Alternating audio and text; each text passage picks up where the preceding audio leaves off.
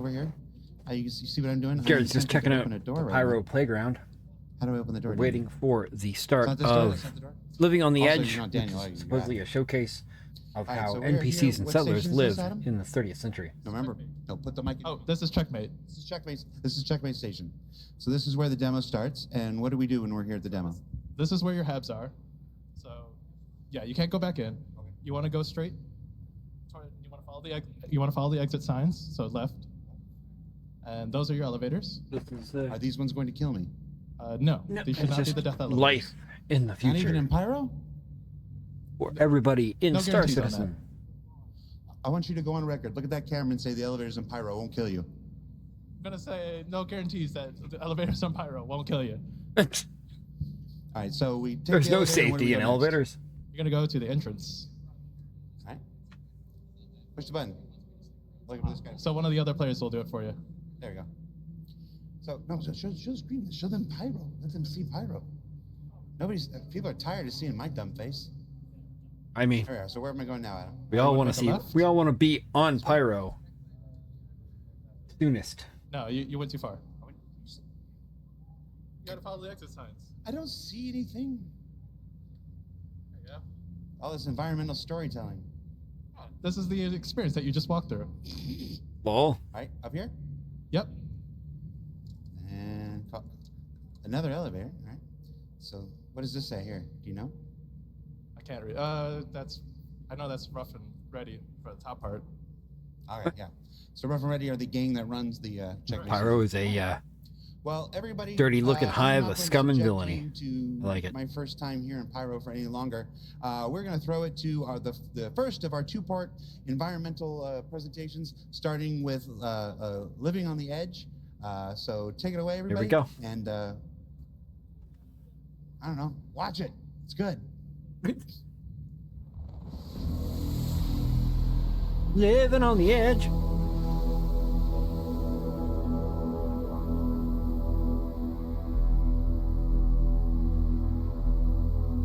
Life in the verse. Hi everyone. My name is Colin Chuckett. I'm the lead level designer for the PU. I will give you an introduction to our locations when it comes to the design, a high level overview of the design of our locations. I'm going to describe you the processes of our workflow and the goals that we aim to achieve.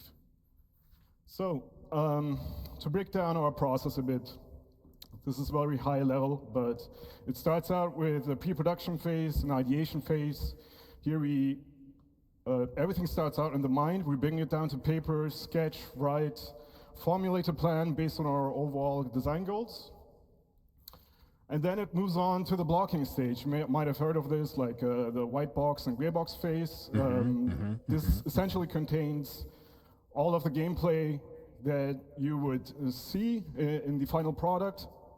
Basically, the way it's meant to be played, and we test this out with a lot of iteration and a lot of testing. And it's basically, the white box is not in a stage where it's presentable, but that comes now. So on the right, as you see, the food court that Adam is going to be The showing you evolution of later. environments. This is the final product, VFX, lighting, everybody had their pass on this.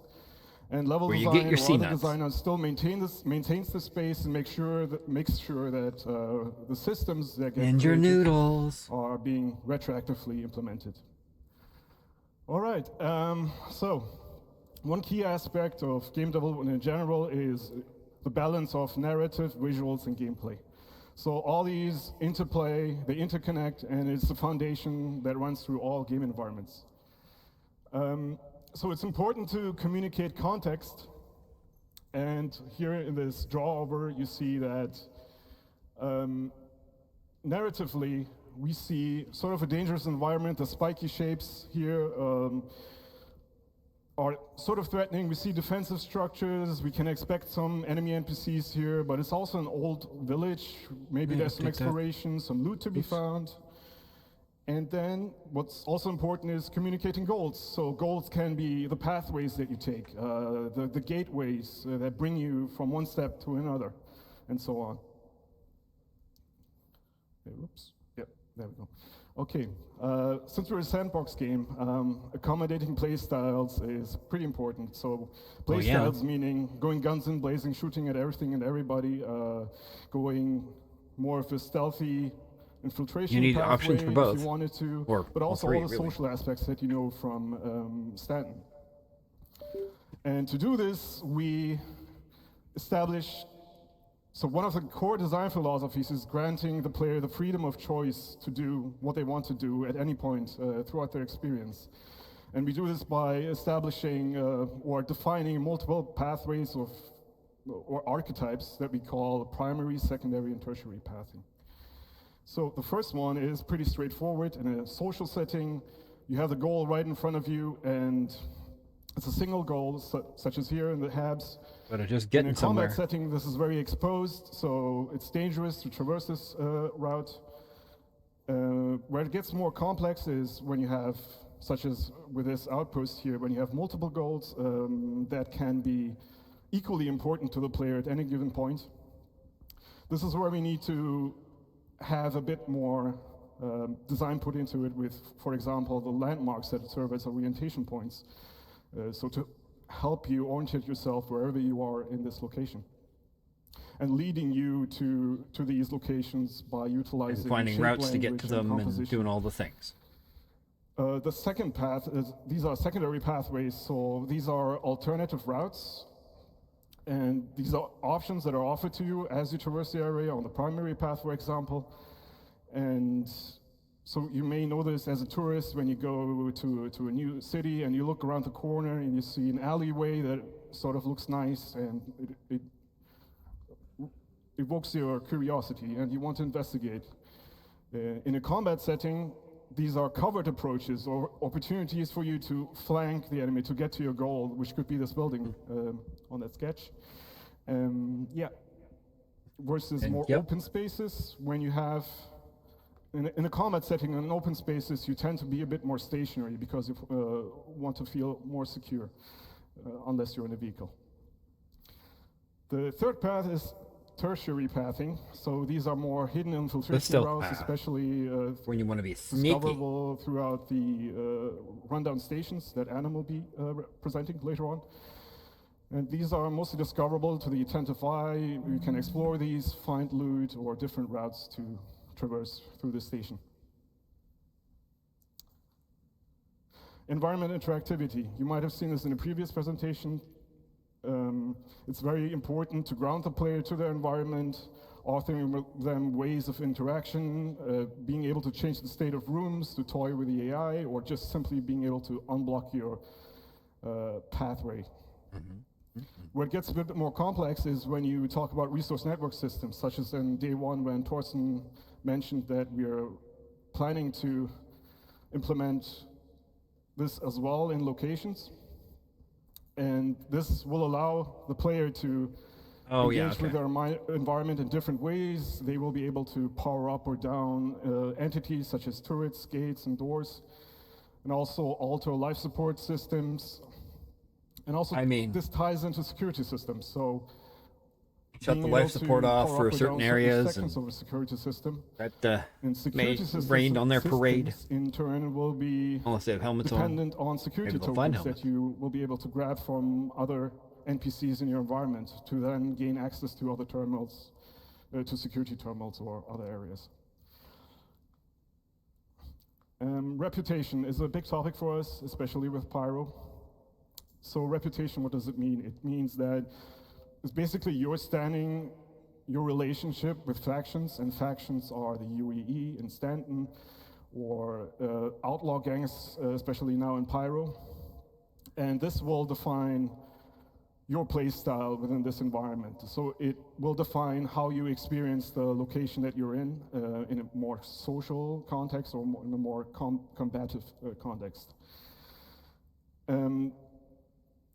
So we talk about reputation gates as well, especially in the later presentations.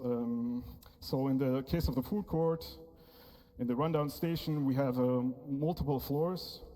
So the first floor is the gang floor, and that might require you to have a better relationship with the owner of this Make friends with the which baddies. then will In Pyro, give that's all you there is. unique mission givers that you can go to and accept a mission that are offering you missions themed after the faction or the owner of this location, but also give you access to unique gear, collectibles, ship weapons and items. You might have seen these locations in the demo if you've played it. So to close this all off and move on to the other presentations, the glue behind all of our locations is the content.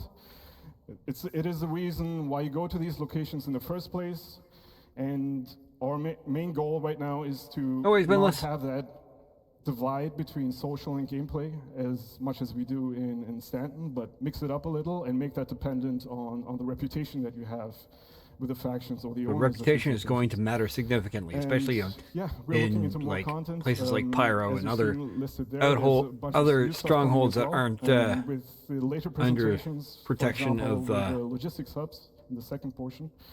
We are also looking into governments and things. But yeah, that's it for me. I will pass it over to organizations, now. conglomerates, Hope you enjoyed corpos. this. Take care. Bye.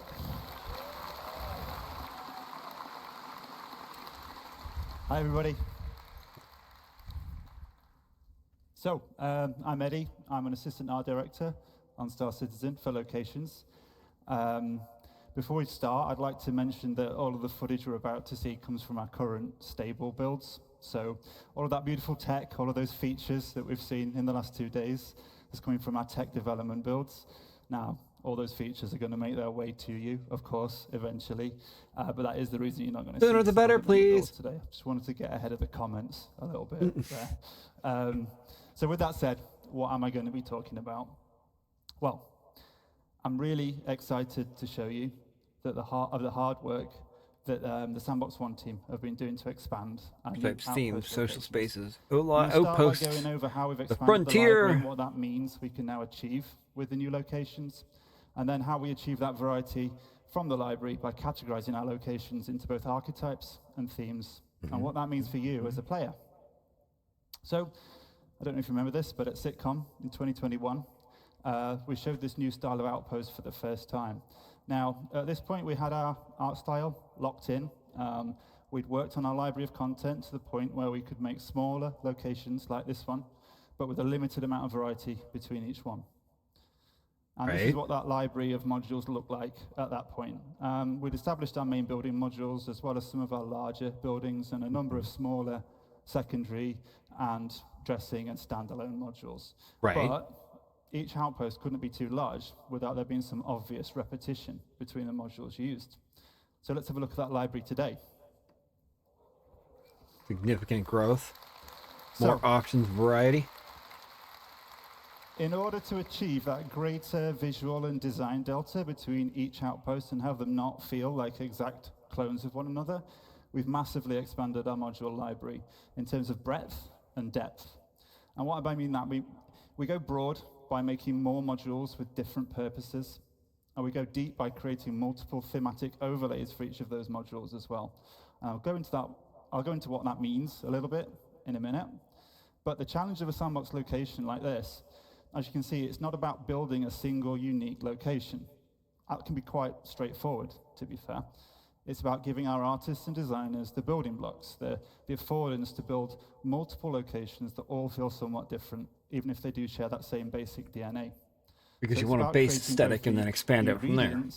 At the same time as the recipes, and making sure all of those flavors work in harmony with one another for both visuals and gameplay. So every individual part has to take into consideration all of those design philosophies. So every single module has to take into consideration those design philosophies that Khan mentioned. But we also have to make sure that they work with those same principles when an artist or a designer combines them into any one of a number of different layouts. So the more ingredients we have to work with, the more recipes we can create, but with that complexity comes the challenge of keeping everything harmonious.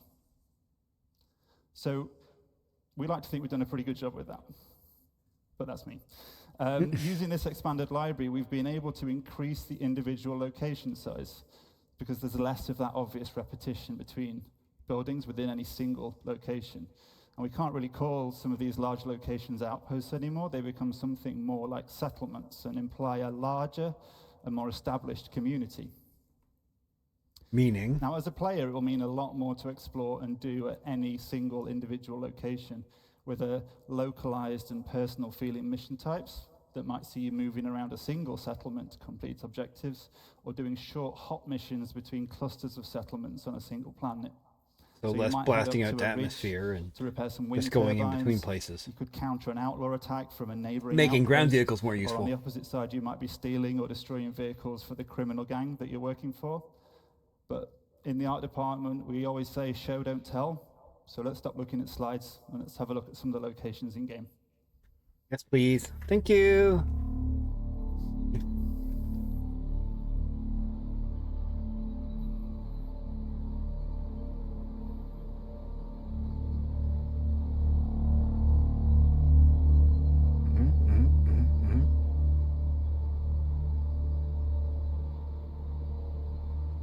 Like an actual settlement. Yay! Places to visit.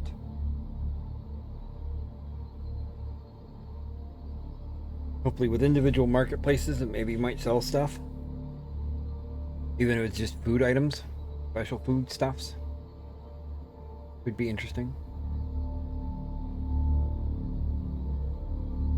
Cargo needs they might need you to fill. Things for you to repair.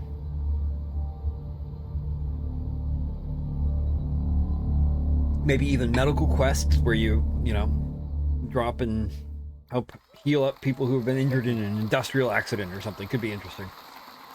Wide range of possibilities.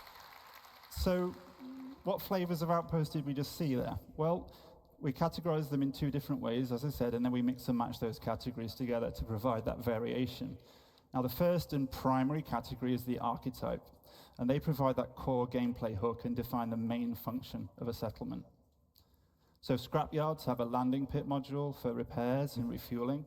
Mining operations can have a refinery module and ore extractors for resource and commodity trading.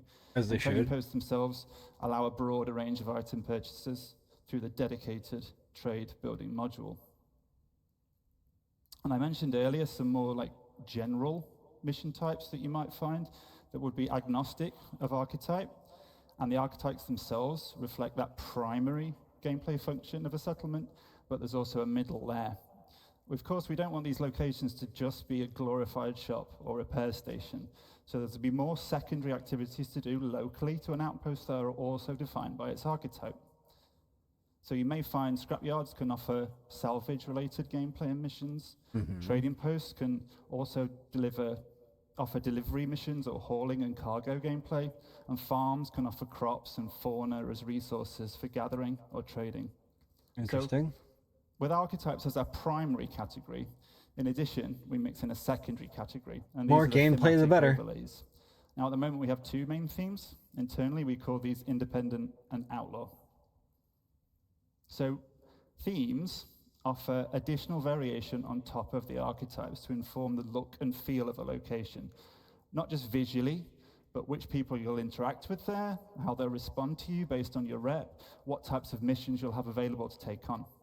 So themes don't change the fundamental architecture of a space or the archetype of a location, but they do drastically alter the mood and feel, as well as altering the gameplay experience significantly. Because we'll have different again, options let's take of a look at missions the with first different of our outcomes. themes, our Makes independent sense. theme.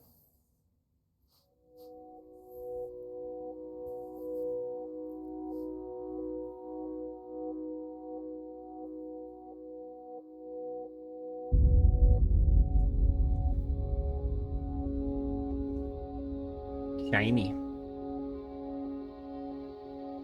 Need more NPCs. Random stuff just laying around that you can take. Alright. Alright, alright.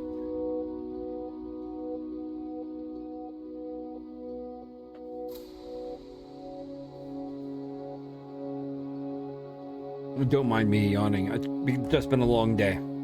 Not because of the content. Not getting any younger. Very nice environment with the clouds, the lighting. These are places I want to go to. don't know if I'd eat some of the fauna, but you know, maybe.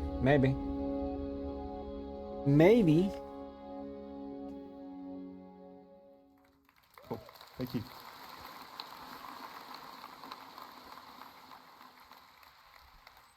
So, as a neutral player, the independent theme presents a much more social, visual, and gameplay experience. The primary visual read across both themes, so across both Outlaw and Independent, comes from those common architectural forms, and they're generally all more rounded and soft in shape, and the building manufacture techniques They're going to more be robust military and ones too, primitive, with I assume in the future. single-story dwellings built from stucco and bare metal.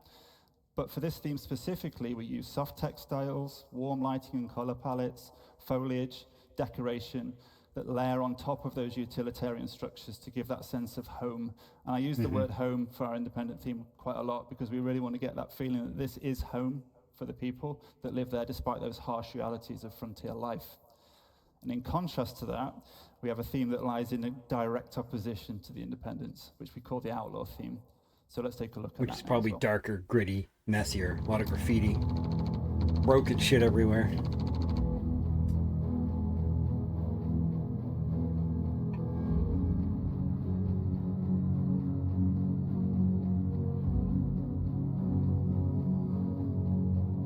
Very grungy.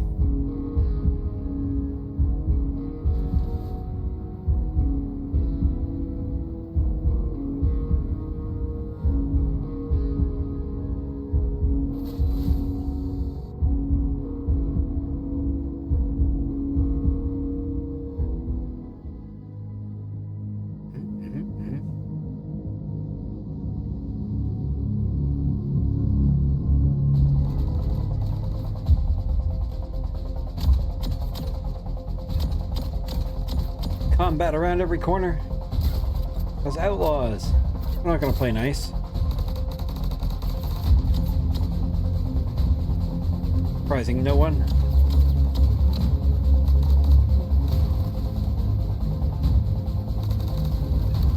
They're here to pew pew.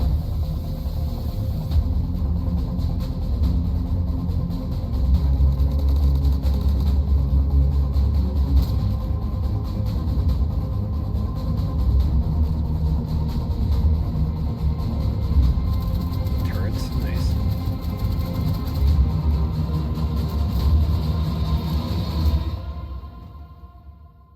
Oh. Oh, dog's about to go nuts. Mute for a minute. So the Outlaw theme tells that story of these once functional settlements being completely overrun by the various criminal elements that inhabit the system. And visually, we have themes of a regressed and subverted. I wonder if there's going to be civilization. markers when So we layer laws on take top of the over specific architecture places that they're going to spikes have and markers to aggressive dictate forms, which group and it have is. evidence of our squalid living arrangements, and lighting comes from fires or poorly maintained fixtures. Some spaces are going to be recognizable as deformed versions of the independent theme, but some have been completely changed to more nefarious purposes. And while both themes employ all of the various alternative pathing and traversal considerations that Khan detailed just earlier, the outlaw spaces are weighted more towards combat. But just because these spaces are more dangerous and the experience can be more combative, that doesn't mean that the archetype of the outpost is lost. So if you as a player choose to be a criminal working up your rep with a headhunter gang, you'd be welcome at the trading posts, and you'd be able to buy and sell items or take on missions. But you probably won't then be very welcome at the independent-themed locations, and that's where you'd get your combat experiences. So while the outlaw theme looks very different, the functionality of those archetypes still There we go. remain. I think she settled down a little bit. So I've talked about the kinds of outposts we've been hard at work on, and I hope you've enjoyed checking them out over the last I mean, 2 hubs days, of gameplay, in the not just demo. It's stop really here, drop off really stuff, very or pleased to see shoot people guy, playing that leave. content at last. Hubs So of thank you gameplay for make that. sense. But where are we heading from here? Well, I hope it should be obvious that we're going to get these out for the first Pyro release. We still have some final optimization and polish passes to do across the whole library. We're also going to be expanding the amount of these locations throughout Pyro and beyond, and our tools allow us to do that very quickly now. And we've got the library as well to do it. And the new outposts are not limited to the Pyro system. They're completely system agnostic, so you can expect to see these outposts in other systems as well. As long as they make And of sense course, to the planet. We're going to look to add more ingredients, more of those modules to the library as well, to further expand the variety and depth that you'll be able to see at these new locations. We want to encourage more on-foot gameplay within a small ecosystem of a planet to give that more localized and personal feeling experience. Our goal with these locations, as with many of the others we're going to hear about today, is to continue to work on the gameplay so that every location offers a rich playground to explore. And I guess I'd like to finish just by thanking everyone for listening today. It's really great to see you all. And I'm going to pass you over to Nick, who's going to talk about some locations that are coming in the nearer future. Thank you. Bonjour tout le monde.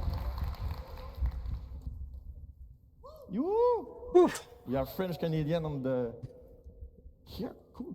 Team Canada, let's go. All right, guys. My name is Nicolas Pinchot. I'm from Montreal. I'm assistant art director, and I'm here today to show you the next new Derelicts settlement we did. But just before that, I just want to say thank you to everyone who worked on that mandate. You guys made an awesome work. I'm super happy and proud to be here today to show Derelicts you elements, all of let's you go. guys and to the world. So let's go to Combat the zones. chase, and let me present you the new Derelict settlement. Ooh, it's a big one.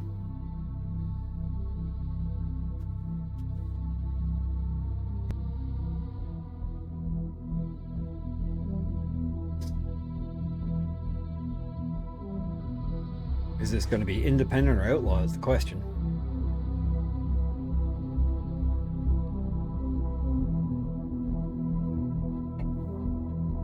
People make and do with what they got.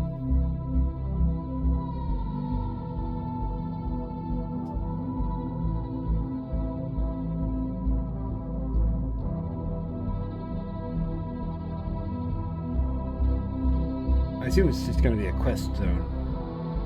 Like, they spawn and you have to go get a thing. Or do a thing.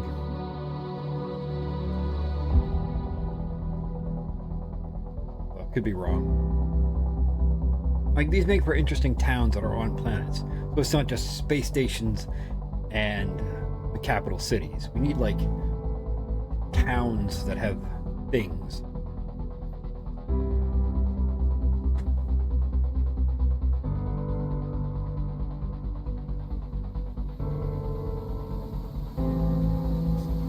Well, there's a bar.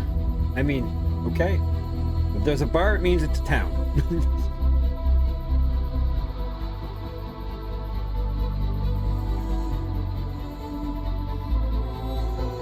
Signs of civilization. Ooh. Okay.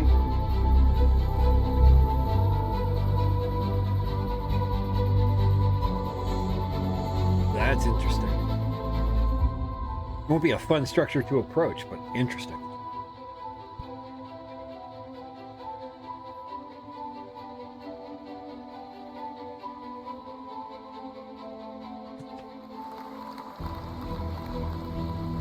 These look fantastic. Hopefully we've got a timeline on when we can expect them.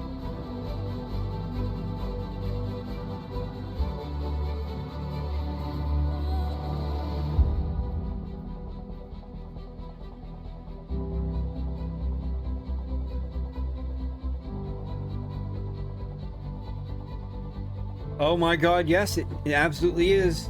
Daigoji. And all kinds of sexy stuff today.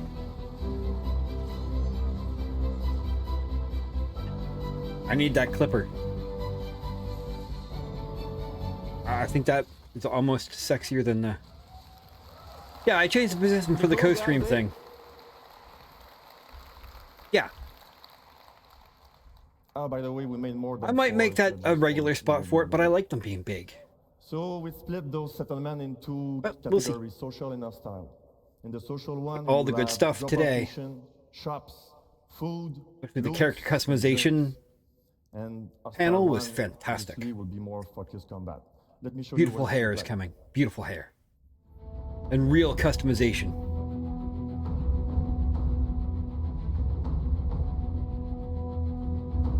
Are you going to be playing Star Citizen tonight? I probably will be after Citizencon stuff is done. I'm probably going to jump into the game. I don't know if we're going to stream it, but I'm going to definitely be playing it.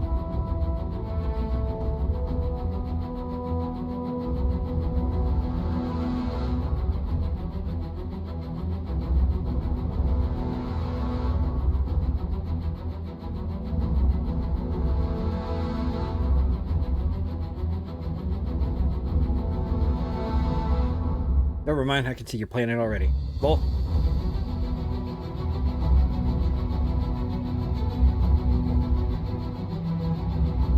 All these environments just look wonderful. I want to go to Pyro.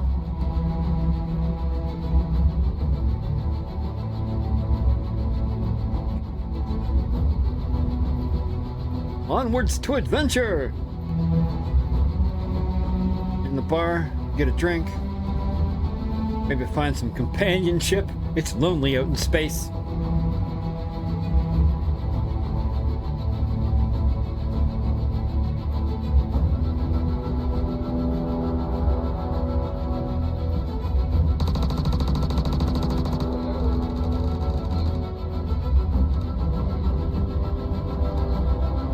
Crouching and sliding. Combats everywhere. Question is, are these guys fighting outlaws or are they fighting citizens? And they're disrupting the lives of independent people. Or farmers trying to make a living out there in the frontier.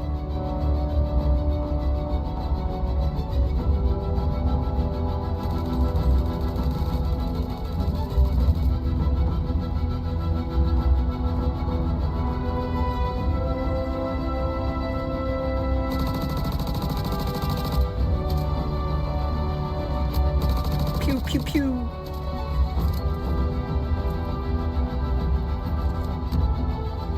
Yay! A grenade that actually exploded. Still a muted explosion, but still an explosion. Haha, the grenade bounce. Lol. And the ragdoll. Bomber! Okay, bombers do have utility. I'll grant you that. If you're crazy enough to fly one. I like the end. The end's awesome. All right, in summary, guys, we're going to have a lot of new location on planets, links with nice mission and good gameplay. And the most important, are we gonna have fishing? Will be in Q4 this year's available in the game. By Q4? Okay. So we have an idea. By Q4 next year? So thank you very much. Is that what he said? Now, Adam, to show you more good stuff. Thank you. Well done, mate. Yeah.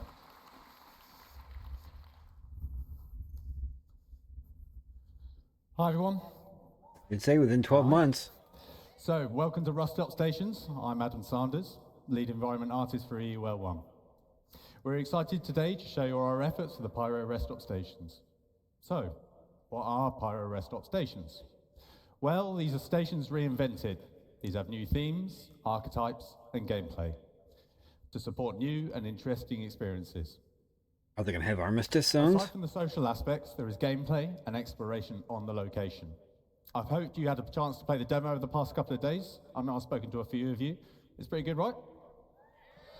Yeah? It was a sneak peek of our current progress. Let's kick off with an overview of the Pyro system. Okay. For the Pyro system release, we plan on 6 planets and 26 stations, including jump point stations that connect for Stanton and future systems such as Magnus. Rest stop stations are either in rundown or abandoned states. Citizens of Pyro, the Rough and Ready Outlaws, and Xenothreat may control these. Our focus today on the Rough and Ready owned Pyrotech Amalgamated Fuel and Resource Station, Planet 2, Lagrange Point 4, otherwise known as Checkmate Station. What? Lagrange Point 4.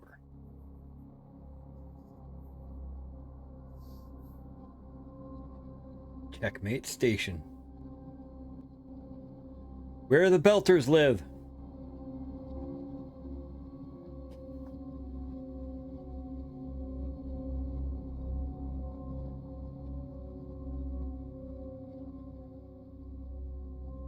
Need to get some clips of the Expanse for alerts. Yes. Somebody remind me to do that later.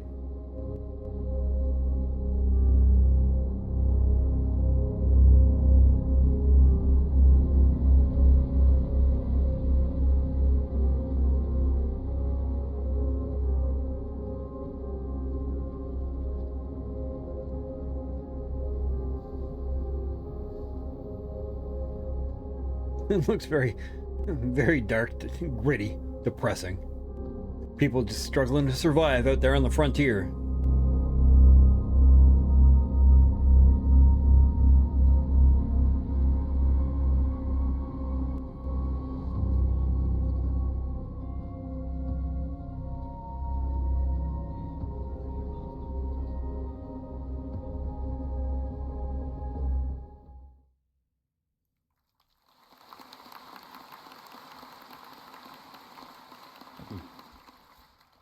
So to create a richer experience on rundown stations, we have 3 key points. So increased reputation gives you access to new areas, unique gear, and mission givers. Nice. It also relates to basic functions such as the hubs, clinics, which need at least a neutral standing with their owners. Of course. Combat can take place anywhere, including social areas. Numerous options for environment traversal and enhanced environmental interactions. We aim to include new substation areas such as the workers area, lower deck, and maintenance areas. You could get ganked These anywhere areas at any will offer time in unique Pyro. content, more environment interactivity and interconnection between areas. Our journey begins when the player arrives in the entry deck view room. The entry deck serves as the first barrier between the outside world and the interior of the station. Some inhabitants are prevented from going inside and are stuck here with no means of getting out. Slums are formed beneath the bridge, smuggling routes established. Some shopkeepers will sell you water and food on your way into and out of the station. Let's have a look.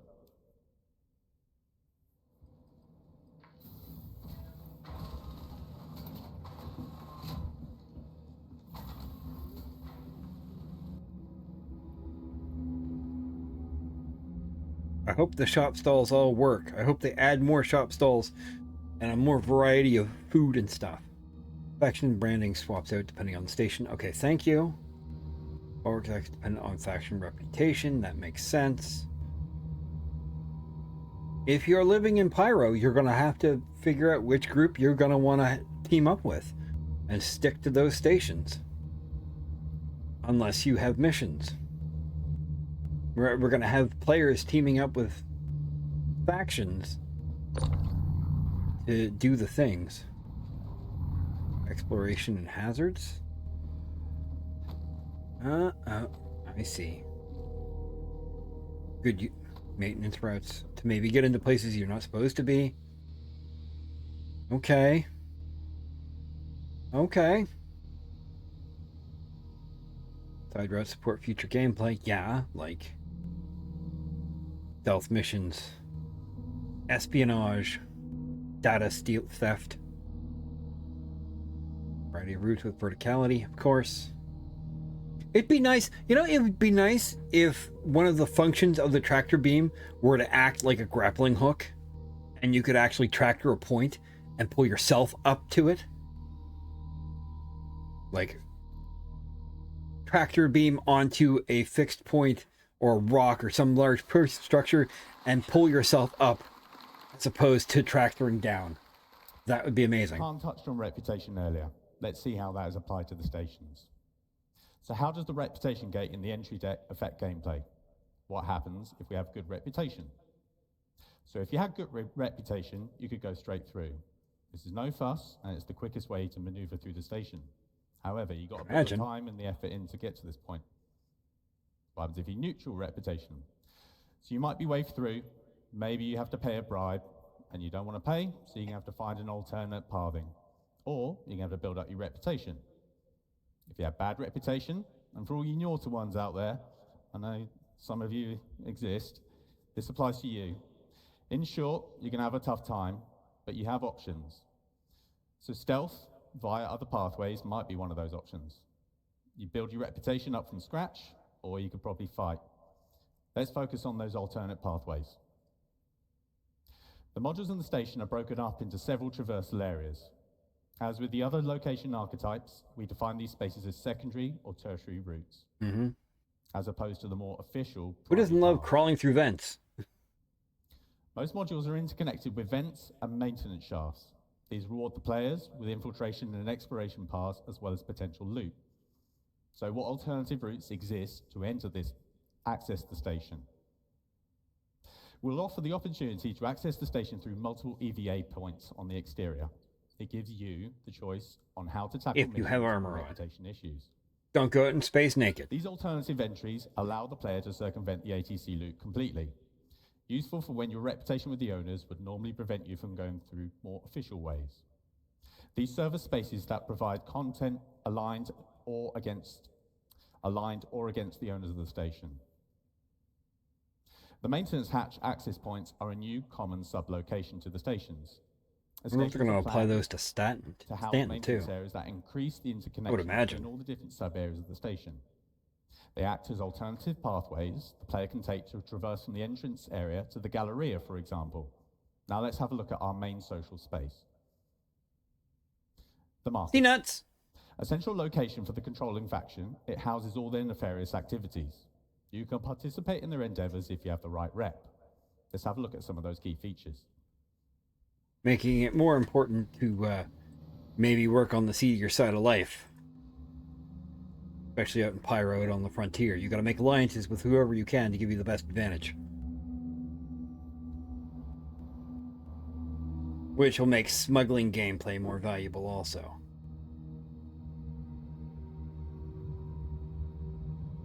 Environment controls. Imagine shutting off the gravity for the whole station. One time. That could be interesting.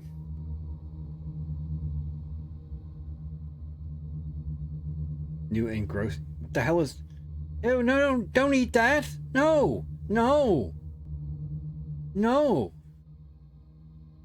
That's a sea nut? Oh no. Oh no. Oh no. Oh no. The market is a social hub and a good example of mixing. Give us noodles gameplay space and pizza. Damn it. Reputation gate can be found in the market. The ground floor is open to the common public. The upper floor is reserved to rough and ready outlaws and their associates. If you have increased reputation, you can access the area. Sorry, Daigoji, but I'm probably going to join the Dusters. Live my best Fremen life. Top-tier mission givers and access to new areas. We plan to house mission givers in both tiers that will give you unique jobs to further your reputation and fame across Pyro. Now let's have a look at another theme. Abandoned is a new, non-social location theme. Let's have a quick look at the current abandoned area on Checkmate. Oh, it's on Checkmate. So it's like a no-no spot. Kind of like the platforms on Orison that go under siege.